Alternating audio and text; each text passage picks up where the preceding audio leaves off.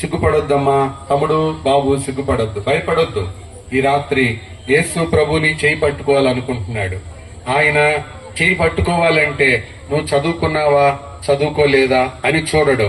నీ చేయి పట్టుకోవాలంటే నువ్వు మోటివాడివా లేకపోతే నాగరికత కలిగిన వాడివనేది చూడడు. పల్లెటూరా పట్నం అనేది చూడడు. ఎవరైతే ఆయన చెయ్యి వారికి అప్పగిస్తారో వారికి అప్పగించిన చేతిని గట్టిగా పట్టుకుంటాడు.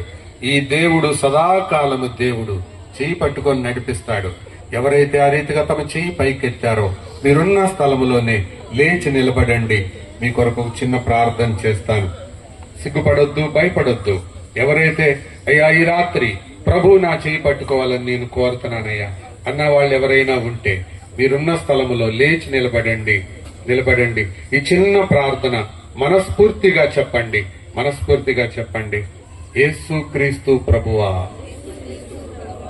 నేను పాపినయ్యా, నా పాపం నన్ను పట్టుకుంది.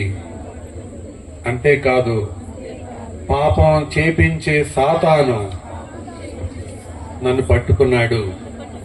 అంతేకాదు ప్రభువా, పాపము సాతానుతో పాటు పాతాళం కూడా పట్టుకుంది. ప్రభువా, ఇది నాకు అర్థం కాలేదు ఇప్పుడు దాకా. ఈ రాత్రి గ్రహించాను ప్రభువా.